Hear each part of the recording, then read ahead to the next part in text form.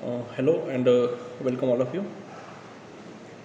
In previous lecture of administrative law, we started a discussion on the fundamental principle of administrative law, that is a rule of law. The professor A.V. Dicey propounded his idea about the equality before law, predominance of legal spirit, आणि त्याला एकत्रितपणे काय म्हटलं जातं, the rule of law. In previous lecture, we also discussed what is the formal sense of a rule of law and what is the ideological sense of a rule of law.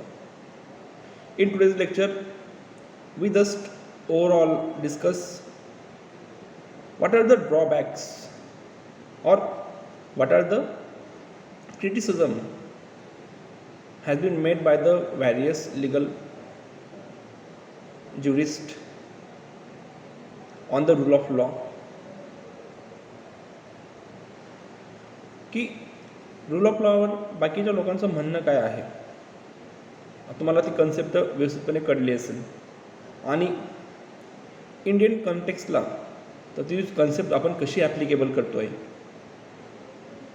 किंवा आपल्या कॉन्स्टिट्यूशनमध्ये article 14 itself provide that the state shall not deny to any person equality before law and equal protection of law within the territory of India. तर equality before law, तर ही नेमकी concept कशी आहे, तर ते पण आपण मागच्या लेक्चरला डिस्कस केलं आहे. Equal protection law, equal protection of law या कन्सेप्टमधून आरक्षणाचा कसा जन्म झाला आहे, तर आपण ती सुद्धा कन्सेप्ट मागच्या लेक्चरला बघितलेली आहे. तर डायसीचं म्हणणं काय होतं, इक्वॅलिटी बिफोर लॉ. तर डायसीनुसार इक्वॅलिटी बिफोर लॉ म्हणजे there is a no description amongst the citizen and all citizens are subject to equal law. बरोबर. जर एका राज्यात 50 लोक आहेत, देन सगळ्या 50 लोकांना काय असायला पाहिजे, तर सगळ्या लोकांना तो लॉ इक्वली ॲप्लिकेबल असायला पाहिजे. बरोबर. तर हे त्याचं काय होतं की इक्वॅलिटी बिफोर लॉ ही कन्सेप्ट होती. But in modern welfare state, as we earlier discuss that there are 3 stages of a state.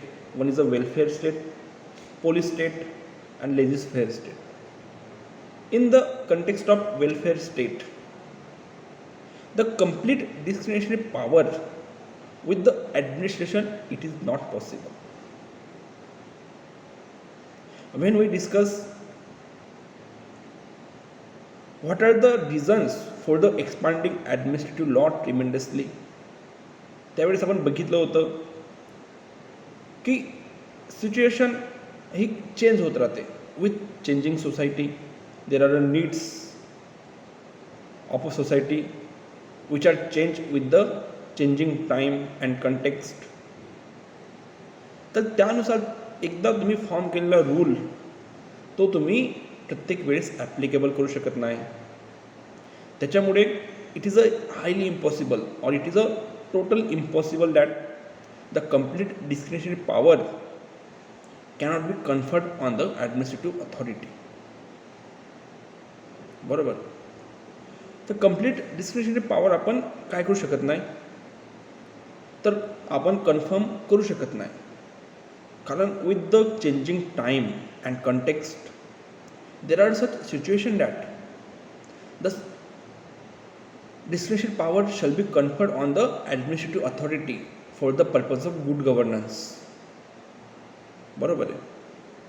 पण डायसी काय सांगतो, the people of a state shall be governed by the equal law and there shall not be any discretion amongst its citizen. बरोबर. तर आपण तसं करू शकत नाही इन अ मॉडर्न स्टेट. तर सेकंड क्रिटिसिझम असं केलं जातं की डायसीने त्याची कन्सेप्ट कुठेही केलेली होती, तर Dicey propounded his principle of rule of law in a contemporary England. But in fact, the complete rule of law, तर त्यावेळेस सुद्धा इंग्लंडमध्ये काय नव्हता, ॲप्लिकेबल नव्हता. तिला एक मॅक्झिम होती. मॅक्झिम म्हणजे आपण लिगलची म्हण म्हणतो तशी, the king can do no wrong. म्हणजे किंग काय करू शकत नाही, रॉंग करू शकत नाही. त्याचं म्हणणं असं होतं की या मॅक्झिमनुसार काय की किंग जे पण करेल ते योग्यच राहील. बरोबर. तर हे काय, हे मॅक्झिमचं म्हणणं आहे. बरोबर. तर जी रूल ऑफ लॉची कन्सेप्ट आहे, तर ती इटसेल्फ इंग्लंडमध्ये सुद्धा ॲप्लिकेबल नव्हती, म्हणजे एकदम स्ट्रिक्ट व्ह्यूला. नंतर आत्ताने सांगितलं की ज्यावेळेस डिस्क्रिशनरी पॉवर असतील त्यावेळेस इथं काय येईल, आर्बिट्ररीनेसला स्कोप निर्माण होईल. Where there is a discretion there is a room for arbitrariness. But he failed to distinguish what is the arbitrary power and what are the discretionary power. आर्बिट्ररीनेस ही एक बाजू झाली आणि डिस्क्रिशन हे काय झालं, एक वेगळी बाजू झाली. The discretion which is control by the rules and principle of natural justice. जर एखादी डिस्क्रिशनरी पॉवर जर रूल ऑफ लॉ किंवा जर नॅचरल जस्टिसच्या प्रिन्सिपलने जर ती कंट्रोल केली जात असेल तर अशा वेळेस गुड गव्हर्नन्ससाठी ते खूप महत्त्वाचं असतं. आणि आर्बिट्ररीनेस हा एक वेगळी कन्सेप्ट झाली. बरोबर. की विदाऊट रूल किंवा विदाऊट एनी रिझन किंवा विदाऊट एनी फेअर रिझनने जर तुम्ही एखादी पॉवर तुम्ही हे करताय, एक्सरसाइज करताय, तर ते आर्बिट्ररीनेस झालं. मग डिस्क्रिशनरी पॉवरचं आर्बिट्ररीनेसमध्ये केव्हा कन्वर्ट होईल, ज्यावेळेस तुमची डिस्क्रिशनरी पॉवर आहे जर ती तुम्ही विदाऊट रूल काय कराल, परफॉर्म कराल, अशा वेळेस काय होईल, तर ती डिस्क्रिशनरी पॉवर आर्बिट्ररीनेसमध्ये कन्वर्ट होईल. पण हे सांगायला डायसी काय पडला होता, कमी पडला होता. ठीक आहे. In the case of Indira Nehru Gandhi versus Rajnarayan which is held in 1975. In this case, Justice Matthew rightly observed that if given discretionary power to the administrative authority against the rule of law, then there is a no rule of law in the modern states. बरोबर. त्यांचं म्हणणं काय होतं justice मॅथ्यूचं, in the case of Indira Nehru Gandhi versus Raj Narain 1975. Justice मॅथ्यूने सांगितलं की if the given discretionary power is against the rule of law, जर discretionary power जर against rule of law असेल तर मॉडर्न कंटेक्समध्ये काय असेल की there is a no rule of law. म्हणजे प्रत्येक मॉडर्न स्टेटमध्ये काही ना काही डिस्क्रिशनरी पॉवर काय केलेल्या आहेत, काही ना काही पॉवर दिलेल्या आहेत. बरोबर. तर ही तुमची रूल ऑफ लॉची कन्सेप्ट होती. तर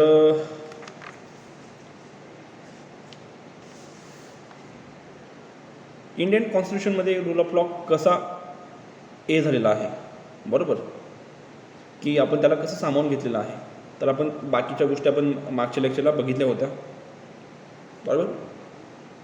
तरी पण आता इंडियन कॉन्स्टिट्यूशनमध्ये काय रूल ऑफ लॉचं कुठे हे केलेलं आहे, आर्टिकल 14 तुम्हाला दिसलं असेल. बरोबर.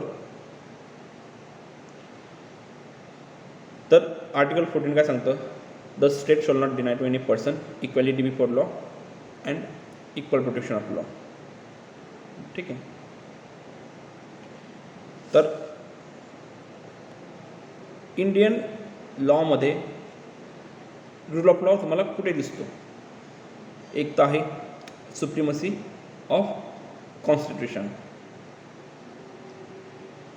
The function of 3 organs of a state are subject to Constitution.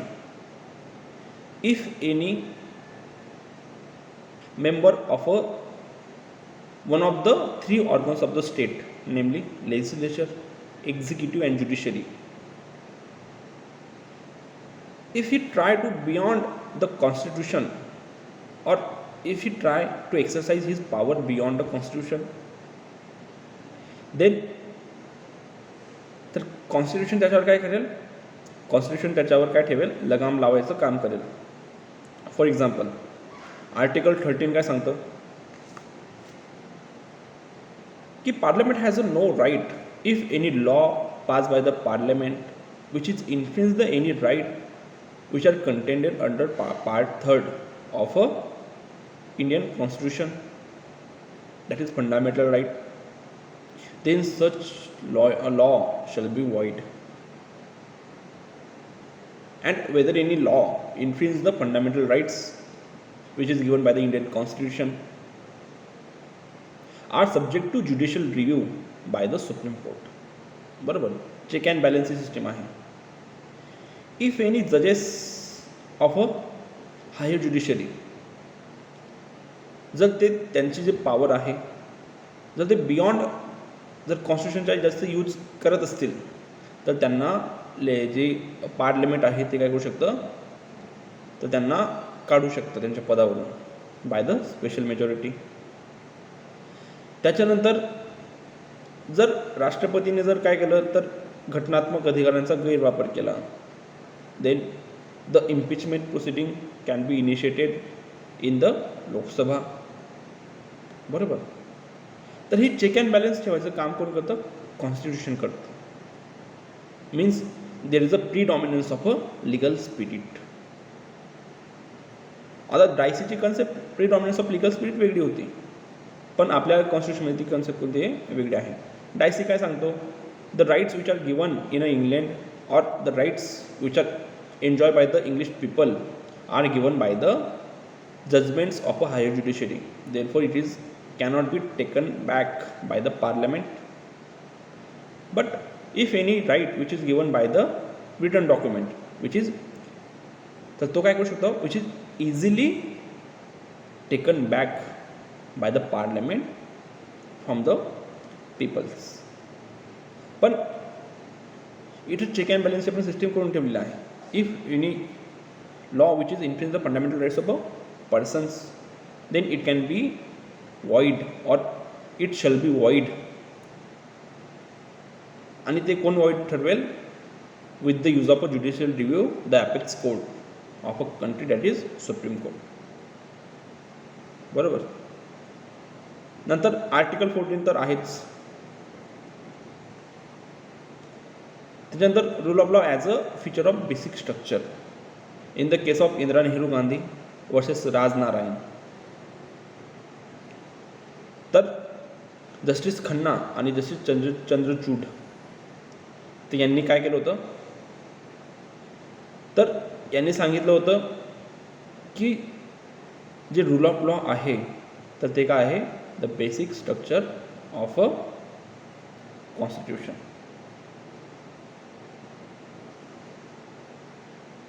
बरोबर. तशा प्रकारे इंडियन कॉन्स्टिट्यूशनमध्ये आपण काय केलेलं आहे, रूल ऑफ लॉचा समावेश केलेला आहे. ठीक आहे. तर या कन्सेप्टबद्दल जर कोणाला काही डाऊट असतील किंवा काय असतील तर मी मला विचारू शकता. याच्यानंतर पुढच्या याच्यापासून आपण काय करू, जी सेपरेशन ऑफ पॉवरची जी थेरी आहे तर ती सेपरेशन ऑफ पॉवरची जी थेरी ती आपण स्टार्ट करू. ठीक आहे.